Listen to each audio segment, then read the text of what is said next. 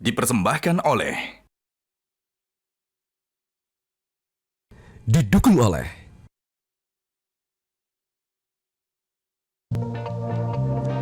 Pemirsa, kini giliran calon juragan kedua yang akan melakukan presentasi di hadapan para panelis. Kira-kira siapakah dia? Langsung saja kita tanya ke Coach Peter, siapakah calon juragan kedua kita episode kali ini? Ya, calon juragan berikut ini adalah seorang womanpreneur dari daerah kota Yogyakarta. Sempat bekerja sebagai seorang karyawan, tapi sepertinya Dara Entrepreneur ini memanggilnya untuk resign dan membuka usaha sendiri. Dan usahanya ini fokus di bidang abon saja. Dan menamakan usahanya Abon Daun Emas. Seperti apakah produk Abon Daun Emas ini? Mari kita panggil Ibu Anis.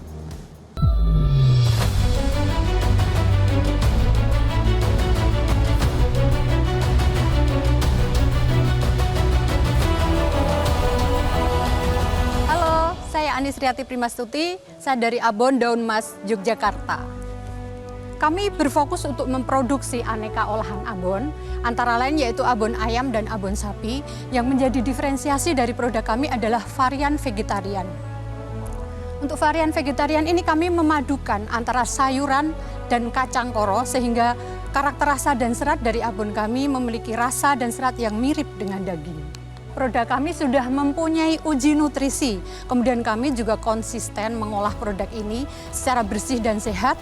Secara untuk abon kami ini tanpa menggunakan MSG, kemudian untuk varian vegetarian, ini kami menggunakan minyak gorengan pertama tanpa jelantah. Bu Anis, tapi mana sih yang paling best seller, Bu? Kalau untuk saat ini yang best seller adalah abon sapi, karena ketika saya menjalin kemitraan secara B2B, itu produk yang digunakan di sini adalah produk yang abon yang selayaknya begitu, yang abon sapi. Tapi kalau untuk yang vegetarian ini kan kami masuk ke niche market ya. Kalau untuk varian vegetarian itu yang paling best seller itu yang abon kluwih. Map kompetisinya itu seperti apa ya kalau di abon nabati? Begini Pak, kalau untuk kompetisi abon vegetarian itu karena kemarin saya mengambil data dari beberapa sumber itu bahwa memang vegetarian itu hanya menempati porsi 2% ya Pak untuk di Indonesia, untuk komunitas orang yang punya lifestyle vegetarian begitu. Jadi kompetisi di abon vegetarian ini sebenarnya tidak seketat untuk abon yang daging Pak. Apakah pemakan abon sapi dan ayam itu akan berpotensi pindah ke abon vegetarian? Kalau berpotensi pindah itu sebenarnya kalau saya bilang masih 50-50 Pak. Jadi awalnya itu saya kenapa berinovasi ke abon vegetarian gitu ya, karena saya itu masuk ke Ocean Blood atau ke pasar yang berdarah-darah untuk abon ayam dan sapi gitu. Saya berpikir kenapa saya tidak meningkatkan omset dengan cara inovasi. Jadi saya menambah varian baru di vegetarian, di market vegetarian yang meskipun mempunyai porsi yang kecil ya, hanya 2% dari total lifestyle yang ada di Indonesia, tetapi dengan minimnya kompetitor, ini saya melihat sebagai market yang luas atau market yang besar buat saya begitu. Nah, cuman di sini memang perlu banyak edukasi tentang abon vegetarian. Apa sih yang harus saya sampaikan tentang vegetarian, kemudian karena marketnya juga niche market begitu. Jadi memang butuh perjuangan atau edukasi. Kalau kita dengar abon, ya pasti semua orang berpikir abon ayam atau abon daging sapi. Jadi kalau tiba-tiba ada di market abon vegan, ya tentu ada market hanya untuk vegan. Tapi kenapa kita harus melimitasi produk tersebut hanya kepada vegan? Jadi tadi 30% nabati, Iya. sapinya berapa? 50%? Kalau sapi itu, sapi sama ayam itu 50-50 Pak. 50-50, jadi Iya. Kurang hampir lebih 35%. Iya. Tadi nabati tadi ya, yang belum ada di pasar, itu mungkin menarik sebagai memasuki pasaran untuk diperkenalkan. Tapi dengan itu kita juga bisa memperkenalkan yang tadi yang non-nabati ya, yang hewani, yang memang saya rasa juga sudah menjadi produk unggulannya dia. Dari harga penjualan yang di market, kalau saya hanya mengatakan nabati aja, karena saya lihat menurut pendapat saya ini seperti tadi Ibu katakan, untuk growth mempunyai potensi yang cukup besar, karena walaupun dalam bisnisnya masih kecil dan tentunya mesti mengembangkan yang daging sapi dan atau ayam dan sebagainya. Pertanyaan saya, di antara kompetisi atau kompetitor yang harganya selevel dengan Ibu, Ibu ada di ranking mana menurut survei Ibu atau pengetahuan Ibu?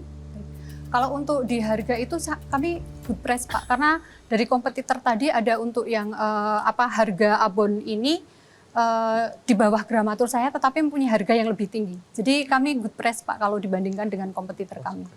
Saya sebenarnya ingin konsentrasi di nabatinya tadinya, karena saya pikir presentasinya mengenai nabati saja. Ternyata tidak. Tapi saya lihat di dalam bisnis itu, di nabati hanya 30% daripada total turnover mereka. Dan marketnya masih kecil dan mereka leader di market. Untuk growth saya lihat, disitulah yang paling besar potensinya untuk menjadi naik 50 atau 100% di atasnya. Maka saya pertanyakan mengenai kompetisinya dan juga rasanya dan juga kiatnya. Saya lihat Bu, sejak awal itu ada seperti misleading presentation ya. Ini mungkin saya kasih masukan ya. Karena kita berpikir bahwa ini abon nabati gitu. Lain cerita ketika Ibu masuk, saya pengen jadi produsen abon terbesar di Indonesia. That's clear, selesai gitu. Karena ternyata penjualannya lebih besar abon yang non nabati gitu. Selalulah bikin sesuatu yang kedepannya itu bayangannya akan seperti apa sih. Kalau saya di awal nangkep, wah nggak menarik ya, ngapain nabati gitu, abon, makan abon. Ini masih lebih ke idealisme kelihatannya. Tapi begitu dengar, oh bisa abon daging, abon ini, wah ini industrinya gede nih.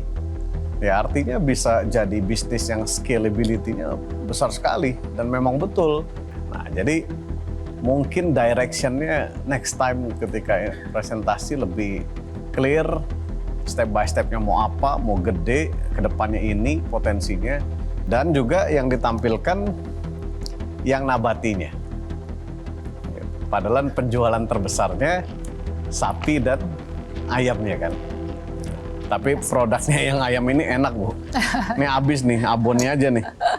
Ya, saya rasa cara mempresentasikan dan mengambil core ya, kunci dari presentasinya ini agak misleading kalau menurut saya gitu. Dia punya sales 70% abon sapi dan ayam, tapi yang dipresentkan yang vegan. Nah ini kan mengurangi appetite investor ya kalau dalam konteks presentasi gitu. Betul yang disampaikan Pak Rex, mungkin ke depan saya ketika ingin menyampaikan satu gagasan, satu permintaan, terutama di sini untuk pitching itu, saya akan lebih jelas dulu market yang saya tempuh itu mana, kemudian yang saya sampaikan di sini itu apakah untuk abon vegetarian ataukah untuk abon yang daging gitu.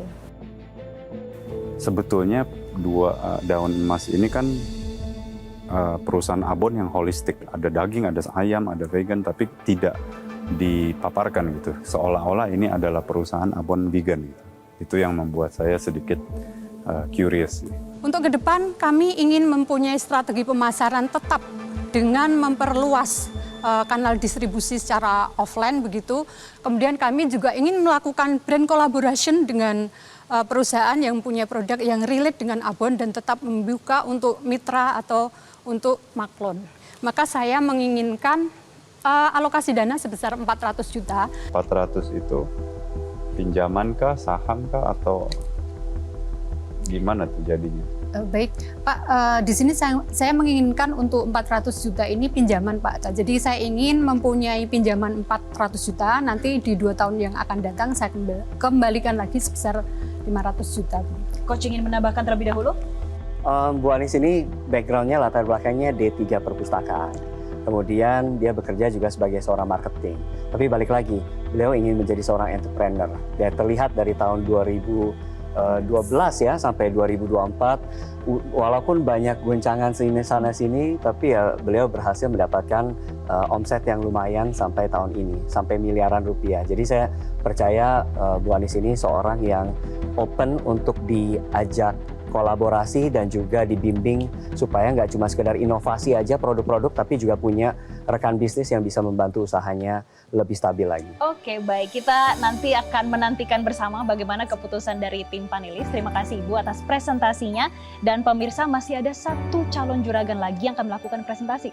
Kira-kira siapakah dia? Maka dari itu tetaplah bersama kami di Juragan Zaman Now Season 4, saatnya UMKM naik kelas.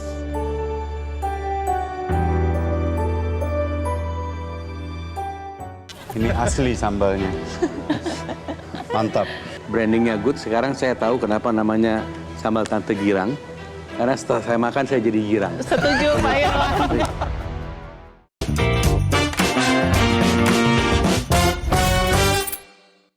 Dipersembahkan oleh, didukung oleh Jelajahi cara baru mendapatkan informasi. Download Metro TV Extend sekarang.